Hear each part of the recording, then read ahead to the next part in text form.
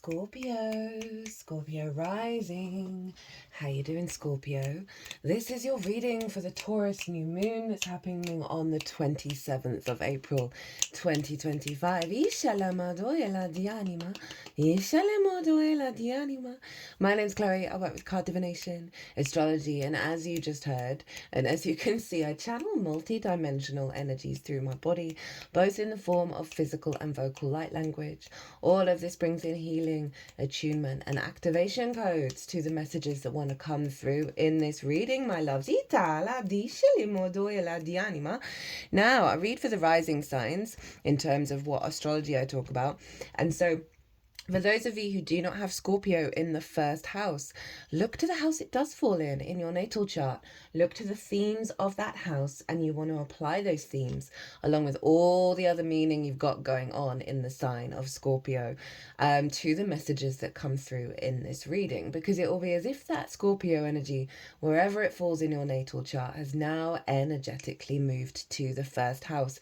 So the astrology for the rising sign will always still link in. You've just got to add on your own natal chart meaning on top of it. For example, I've got Scorpio in the 4th house, and I've got Pluto, Vesta, South Node, and Saturn all hang out there. So I'd apply the themes of the 4th and all the meaning of all those celestial bodies to the messages that come through in this reading.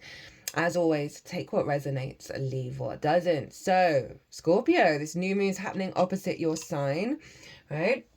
So it's a real reflection on your understanding of how you interact with the other.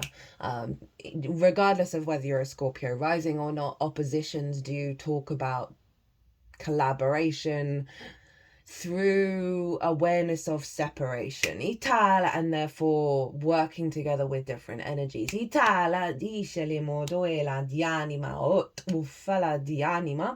So I've done a collective reading on this new moon. And in that collective reading, I tap into the most integrated and expansive frequency of what the transit's all about, right? In this case, it's a new moon. Pulled collective tarot cards. I broke down the astrology in way more detail. There's a lot going on with this moon, but there's a very simple message behind it. So I bring in all the energy of how the celestial bodies are talking to each other at the exact moment, and that forms a harmonic blueprint that we're then working with collectively over the next 6 months up until the Taurus full moon in your season, Scorpio. So I really sort of tap into the most integrated and expansive perspective, right? The intention of this moon, and really go into the weeds with all of that. Also channeled messages came through, and the reason why I do this is because the more we tap into sort of that more integrated frequency, the more we can apply that to all the nuances in our life, the good, the bad, the beautiful and ugly, and get a bit of a higher perspective to what's going on and get us out of the drama and into the evolution. So as I said, if you want to go deep dive into this moon, pause this video, go watch the collective, then come back to see how it affects the Scorpio energy of your life. Now, Scorpio rising, where is this happening for you? This is happening in the house of the other, opposite your sign, opposite the house of the self. Now, the house of the other, this is one-on-one important relationships in your life, right? This is whether it's a business partner, a client, a therapist, a friend, a long-term lover, or your relation with source, right? It's the co-creation of it all. The 7th house is very powerful. We understand ourselves more and more and more when we're interacting with the other, when we're understanding, okay, what does commitment mean to me? How do I want to work one-on-one in an intimate way? How do I want to show up with the other? How do I want the other to show up for me? How is the other affecting how I view myself? So much stuff can happen with the 7th. And so you've got a new moon here, activating a new cycle around your nourishment being met, needs being met, your emotional body being met by the other, and how you stand in your power with the other. Right, so there was a really clear message that came through in the collective reading, and that this is activating.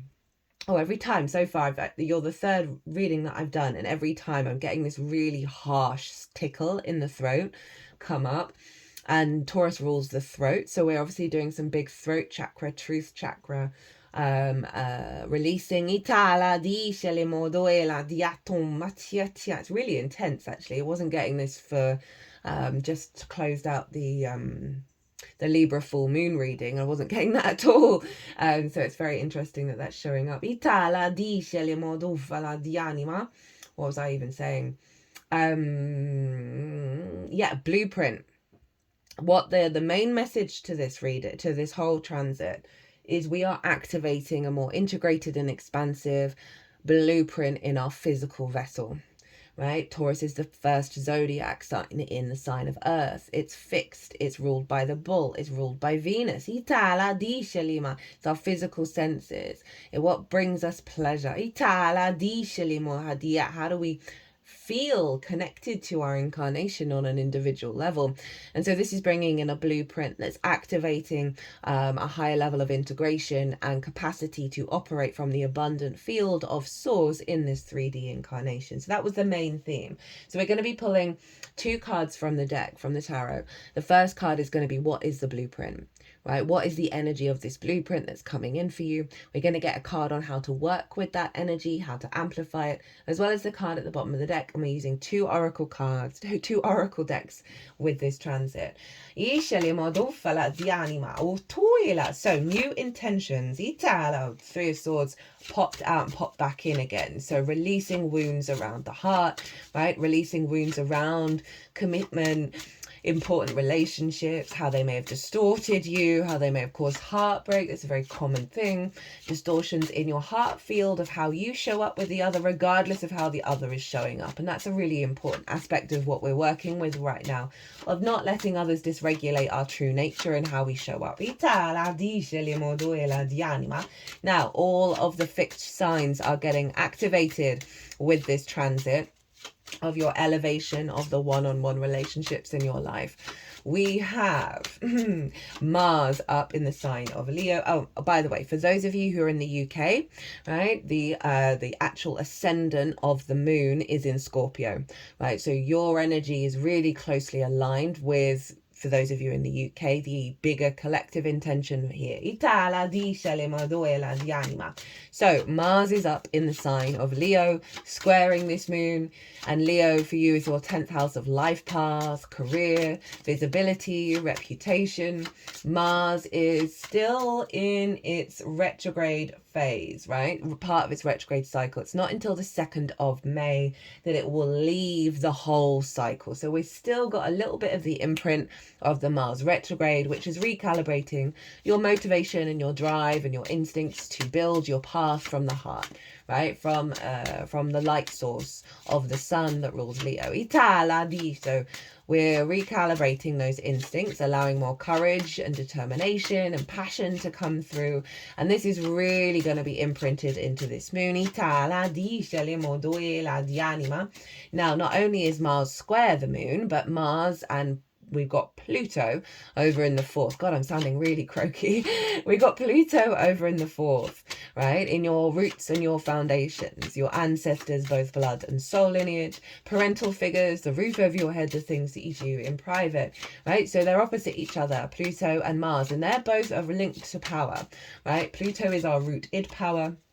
It is our rooted magnetism, right? It is here to transform us back into our universal frequency, right? And it can bring up control issues, can bring up power dynamics, and that may be part of this cycle with this Mars energy. They're both very independent in their nature and very powerful, right? And this is all about building from the underworld, right? From our deep-rooted foundation, the ancestors, the support from the ancestors, getting back into a state of neutrality so we can operate from a true frequency of divine love, right? And this ties back into where Venus is, but let's go back to Taurus for a second. The moon is exalted in Taurus, so that means the qualities of the moon are really supported and raised up high. The moon represents our needs being met. How do we give and receive nourishment? It represents our emotional body, our intuition, and so these qualities are really being supported in the deep underworld because she is in her darkest, right? She's her most receptive, and the sun is providing the vision, the clarity of how to build build and how to, you know, launch off into this higher understanding, this higher emotional connection and integration that comes from Taurus, which is ruled by Venus. So there's creativity, there's love, there's feeling good in the 3D realm. So this is all very powerful. And Pluto and Mars are helping build with that. And often I find the 7th house is very much linked into the other. I find the 7th house transits, it's almost like you're immediately connected to source. So source is really helping build this new paradigm, this new blueprint in regards to the other, right? And as you know, that 3 of Swords is the only card that sort of popped out and has gone back in again. Is really allowing that clearing of the decks, the clearing of the wounds of the heart, of how you feel good in your senses when it comes to the other, right? How you still stand in your power. Speaking of standing in your power, Lilith is opposite the sun and the moon over in your sign, Scorpio. And Lilith is very much about respect, honor, and dignity. And standing in your power, co-creating with others from a place of 2 individuals coming together to facilitate and support and honor each other with respect and dignity, right? And if that's not there, Lilith is very good at packing our bags and going, right, you do you, I'm off, right? Because this just isn't doing it for me. It's not giving me the nourishment that I need. So you've got 3 very powerful energies, Pluto, Mars, and Lilith, all of which are very independent in their nature, really facilitating this rebirth, this new blueprint when it comes to how you feel good with the other. How you connect and elevate your relationship with source. I don't quite feel like that. Got the 10 of Wands in reverse, releasing of burden. It didn't feel like your main card though. So this is forming what's called a grand fixed cross, right? All the fixed energies being activated. They're all squaring each other and they're all opposing each other. And that can bring about conflict and drama and frustration, right? Butting heads with each other as well. Sort of restrictions and limitations, right? Oppositions can feel really far apart from each other and feel very disconnected, right? Trust when these things are showing up. They're letting you know what wounds are being healed, right? And they're really the trick with any fix, any grand cross. Is because we can feel like we're being pulled in lots of different directions. It can feel very overwhelming. Is to center yourself, to still yourself. And as it's Taurus, I recommend bare feet on the ground,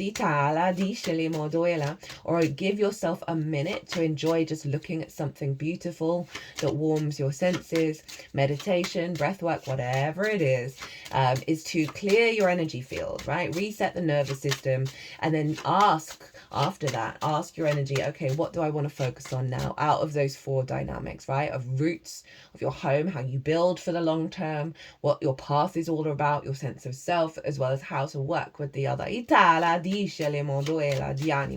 is a very, very powerful energy of building with very, I like that it's fixed, right? Once fixed gets going, it won't stop, right? So it's initiating something that is clearing out a lot of blocked energy, a lot of fixed energy that doesn't serve us, and then activating this higher frequency, right, of the blueprint. So as I said, right, this can turn into a generator of energy, an absolute powerhouse of energy, where you've just got a lot more frequency, a lot more life force to build and create. Because even though oppositions and squares are difficult energy, right, they are how we build. Right, it is the manifestation in the 3D. Now, Venus, the ruler of this moon, is over in Pisces. So she's influencing this moon from your 5th house, your house of joy, your creation energy. Oh, okay.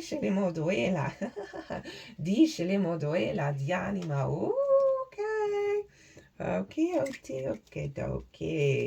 Right, we got those cards. We'll pull the oracle cards. What was I saying? Oh my goodness, complete. Oh, your creation energy, your house of joy, right? Pleasure, amusement, games, children, both literal children or figurative children, such as the inner child. Whoa, okay. Whoa. Some of the really sort of the hardcore, really powerful cards have just come out from this deck. So, what was I saying? Yeah, so it's your inner child, creative things you birth into the world. It's also about romance, dating, and love. Now, Venus is there, conjunct the North Node, Saturn, the asteroid Ceres, who represents abundance, as well as Neptune. Even though Neptune's in Aries, the Neptune's still at 0 degrees, whereas Venus is at 28 degrees of Pisces. So it's still very much a conjunction, but out of sign, right? So all of this pile up in Pisces, this sense of, Venus, not only is the moon exalted in Taurus, but the ruler of Taurus is exalted in Pisces. So we've got two exalted energies at this time, right?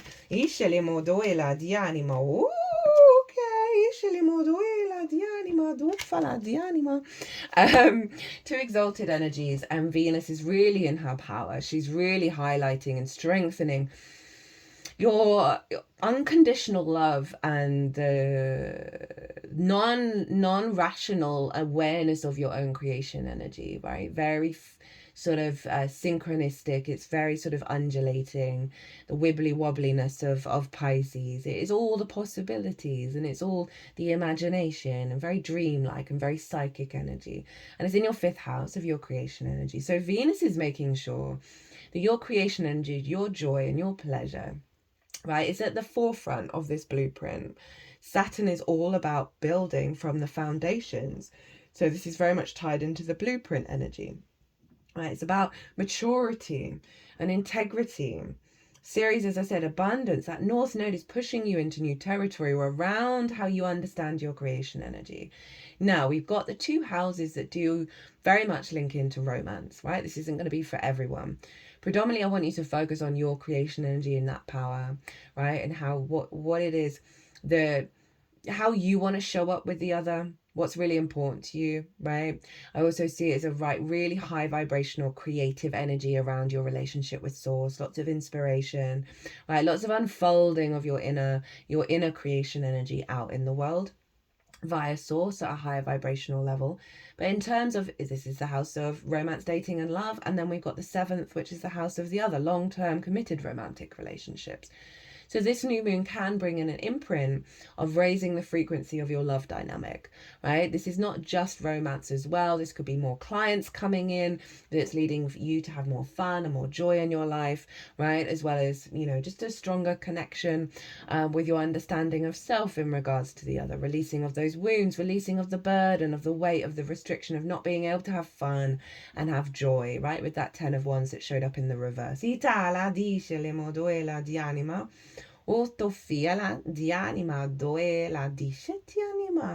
So that's the big energy. There's lots more going on with Uranus as well, who's in Taurus, which is why there's a real liberation energy going on here with what's being activated. But that's all over in the collective reading, so I'm going to leave it there. Let's get into your stuff, Scorpio. So this is the new blueprint. This is the energy around you that is being activated, that's going to unfold over the next 6 months. This new divine, feminine, Venusian blueprint to help you feel good in the 3D world, to slow down, to smell the roses, just to feel good in your physical vessel, right? So this is unfolding. 8 of Wands. Alignment. Pure alignment. Instinctive alignment. Wow, this is really powerful. All these wands are heading in the same direction. So there's an element of trust with the 8 of Wands, of really allowing the flow to come through, really knowing that what's unfolding for you is in your own alignment, right? And it's fire. All your fire signs are your work, how you build in your chart, right? And that Aries energy, where Neptune is obviously a fire sign. Mars is up in Leo. So it's really saying how you are engaging with the other and how the other is engaging with you is in alignment with your life path and with things working and collaborating and building. You're not really going to have to put much effort into what's unfolding with these dynamics. And this is also, fire is very much linked into spirit, right? And it's a recalibration of your instincts into an alignment with source of how you create in the world and how you find that joy, right? There isn't the entanglement, there isn't the burden, there isn't the wounds that are blocking the heart. This feels like a really open conduit, an open vessel in alignment with what you really need. Okay, how to work with this energy, how to amplify it, right? We've got the Fool, lol. Like, so this is not part of the old paradigm where there's stuck energy, there's resistance. Remember those swords in the heart, the weight of that 10 of Wands. And the Fool's doubling down on that and saying we got to operate from a new space. We got to look at and move through the world from a heart-orientated space, right? We're leaving the old world and we're about to leap off into the new perspective, into the new reality. We're open to the experiences, right? We're, you know, as I said earlier about so often the other can really diminish how we truly want to show up, right? I believe we're all love bugs. Right, but so much of that our walls go up, our resistance goes up because of pain, because of suffering, because of not feeling the love, not feeling the connection at a deeply profound level. And the Fool showing up as your advice of what to channel is saying you gotta find the way, even if it's a little bit every day, to step back into being the Fool, step back into leading from your heart and trusting in the unfoldment of your experience, right? This is really powerful, like this new adventure that you're going on. Where did I put that card? Is that it? Yeah. So, what do we want to do first? Okay, we want to do this one first. So, what have we got? Let me find it. Oh, 21 as I'm about to turn the Christ line. And that reminds me, I didn't mention it in the collective. Regardless of whether you connect to this particular book religion, it does stem from the spring equinox and the rebirth of the sun. You know, at the moment, it's Bank Holiday Monday here in the UK, having followed the resurrection, right?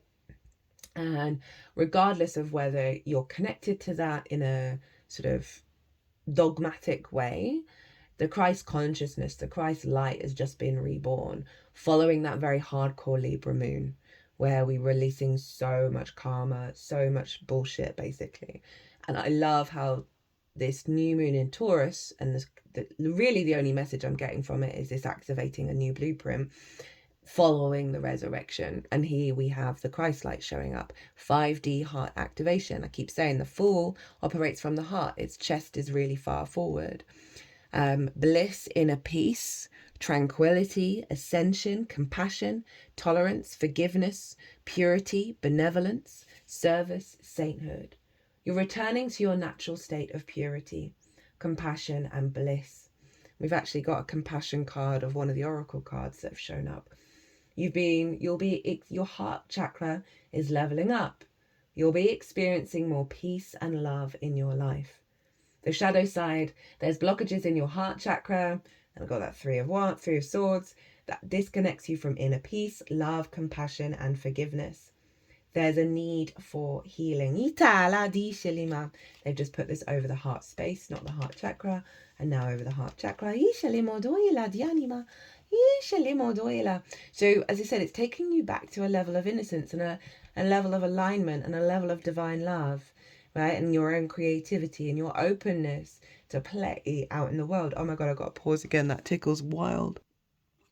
This is just such a lovely energy, Scorpio. Now, let's look at the bottom of the deck. Got the dragon. Funnily enough, Aquarius just got this. Galactic guides, breakthrough, difficulty, stuck, savior, courage, action, powerful protection, divine intervention, breakthrough, deep healing, big change. And that's the Eight of Wands. It's one of the fastest cards in the deck of like this real shift in alignment. So the dragon, powerful energies and guides are working in your favor. It's time to get rid of those stubborn blockages, and fixed energy is stubborn. I say that as most of my chart is fixed. Taurus is the most stubborn of them all. It is earth energy. It's so funny. In the collective reading, cards weren't coming out for ages. And I was like, oh, okay, we're clearing out some hardcore stubborn blocks within us, right? The dragon is very much linked into the nodes, the head and tail of the dragon, right? Obviously, Venus is conjunct the North Node of really pushing you through into new spaces. It's time to get rid of those stubborn blocks that have been holding you back. Big changes are coming in fast. In the shadow side, are you stuck? Are you being attacked or overwhelmed by heavy energy? There's an urgency to clean your aura and ask for your guides from help. And these are the Ascension cards from this deck. So they're pretty damn powerful. You got 2 of those. Itala disceli moduela. Disceni moyana maditanima. Oh, wrong book. Where is it? There we go. Itala di anima. All right, so final oracle card. Dialima dianima dishlima. What has this got to say to us? Lord Ganesh, infinite abundance. Obstacles are being removed. Lol, with the 8 of Wands. Spiritual support and connections are increasing. Ganesh also is the Hindu elephant-headed god, the son of Lord Shiva and the goddess Parvati. Legend says he received his elephant head as a replacement after his father sliced his human one off when he mistook him for an intruder.